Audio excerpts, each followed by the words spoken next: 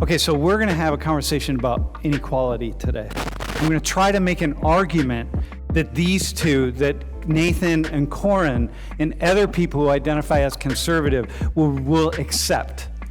It's a sociological argument. We are a profession that's built upon ideas that really support what would be considered a liberal perspective, a perspective that's more embraced by people who hold more conservative ideas, are focusing on the way we think and the things we do based on what our internal motivations are.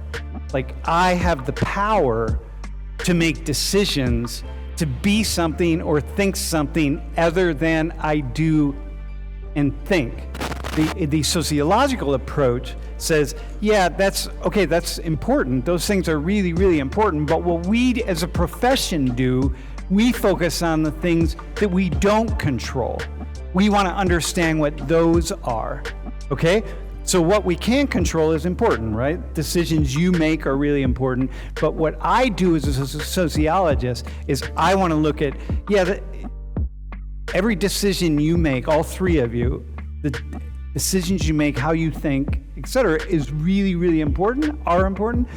But so are things that are outside of your control, that you don't see, things you were born into, so on. They are equally as formative in shaping who you are and what you become. Nathan, let's start with you. Yeah.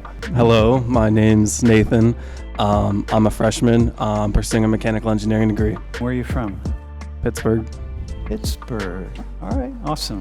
Hi, my name is Maggie. I'm a rehabilitation and human services major. And where are you from?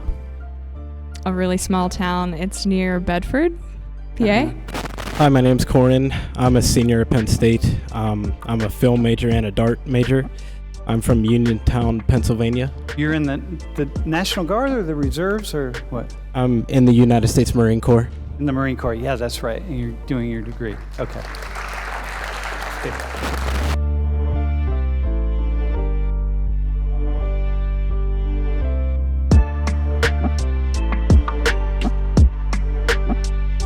So the title of today's class is You Need to Catch Up, okay?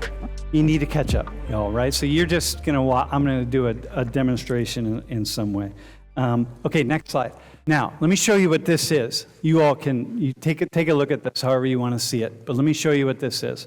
This is wealth. We're going to look at wealth in the United States. And if each one of these people represent families in the United States, 12.9 million families in the United States, okay, each one of them. So 12.9 million here, 51.5 million here, more or less, okay?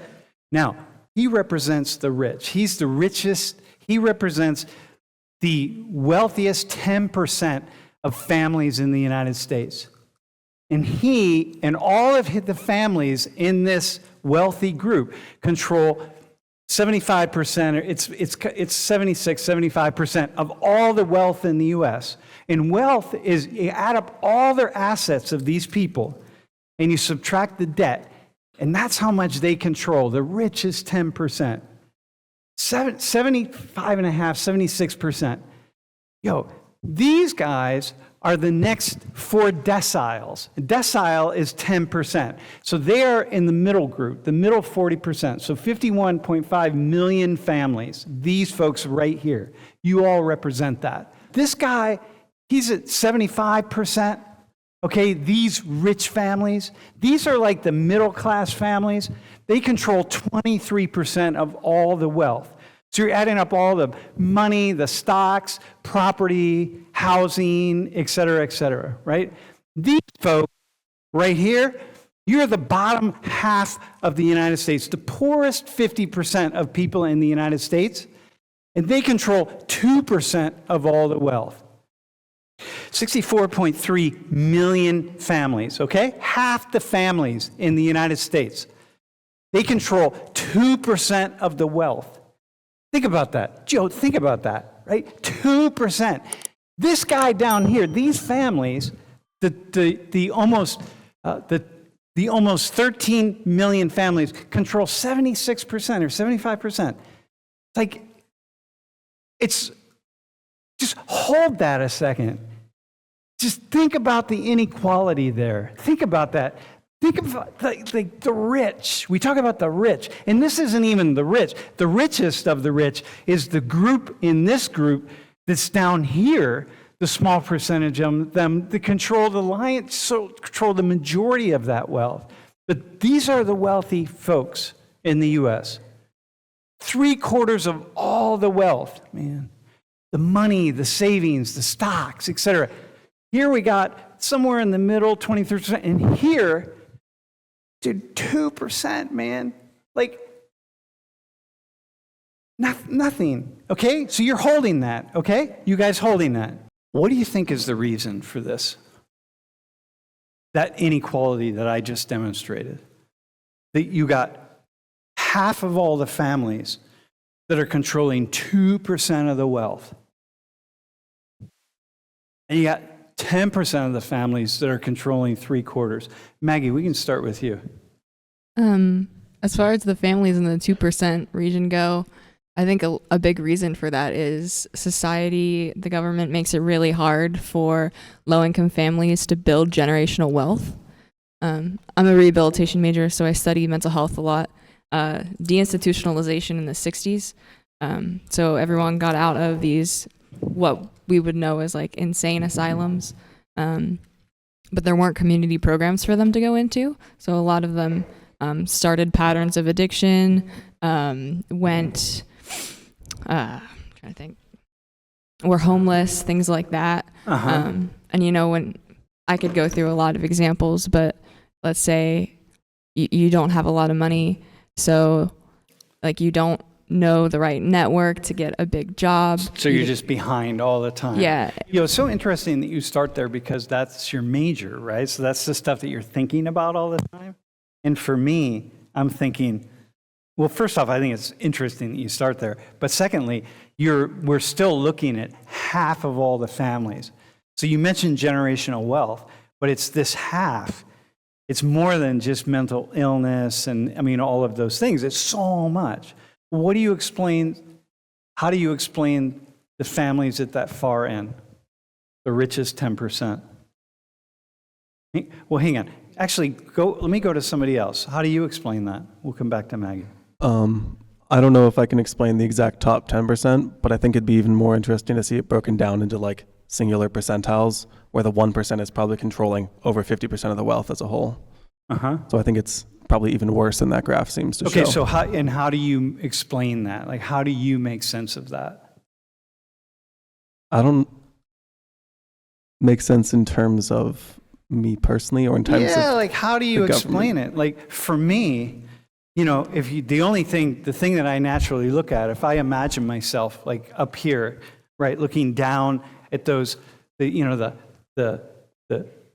5 people down there, the 50%, the 40% here, the 1% here, I'm thinking to myself, whoa, man, that is just, first off, it's mind-blowing when you look at it that way. And I want to understand, I want to make sense. Like, how did these people get so much money? I don't think I can explain how they got so much money, but I think it's rooted in human desire to constantly be gaining more and more and get more and more. And even if you say, oh, I'll give to the poor, you always have the desire to see that number go up. So the richest of the rich just have the ability to generate even more revenue, and they're never going to give back. So, Corin, when he says ability, what does ability mean for you? What's he mean by ability? The rich have the ability to generate more and more wealth. Like, define ability. So yeah, people can inherit wealth from family, but anybody has the potential to strive in this country to get to that point. So I think of ability as people, no matter who they are, can get to that point. It's just a matter of not just knowing people, but taking small steps to get there. Okay, so think about the 64 million families down here. Do they all have the ability to get up there? I would say so.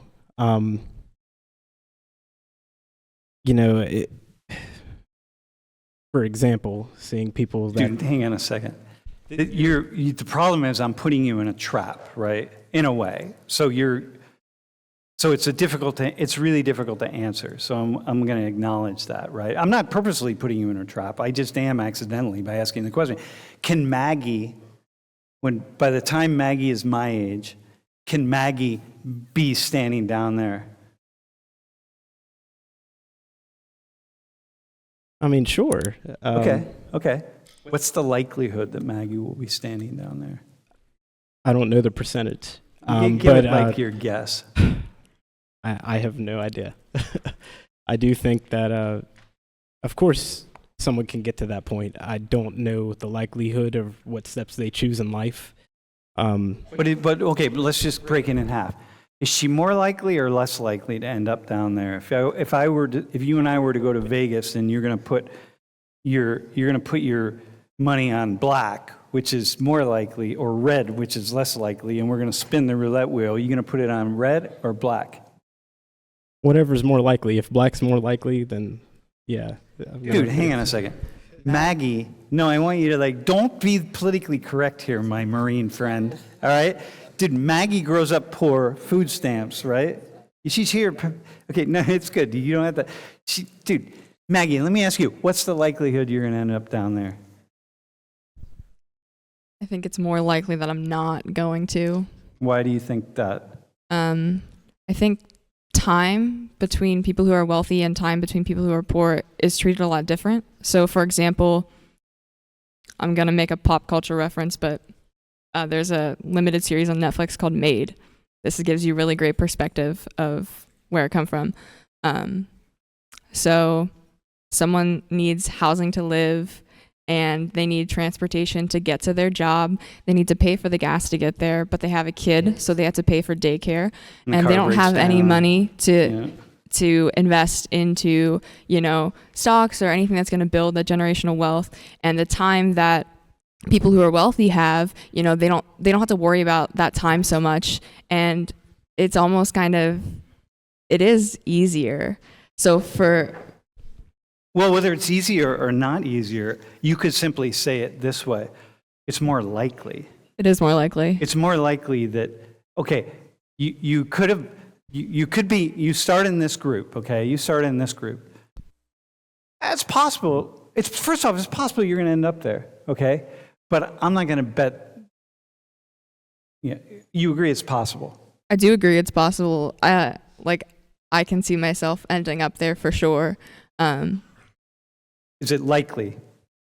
It depends how hard you work. I'd say I'd have to work a lot harder to get there than someone who is wealthy. Dude, hang on. Do you think? Okay, now this is where I get in trouble. Look, can someone focus on me? Can you put me on yellow? Look, ma'am, this is where sociologists this is where I got in trouble with Fox News a few years ago. Okay, so I'm going to be really careful. For telling some white person that they weren't going to be able to. No, I was telling a black guy that he wasn't going to be able to do something. I don't know. And I'm like, no, I wasn't telling him he wasn't going to be able to do it.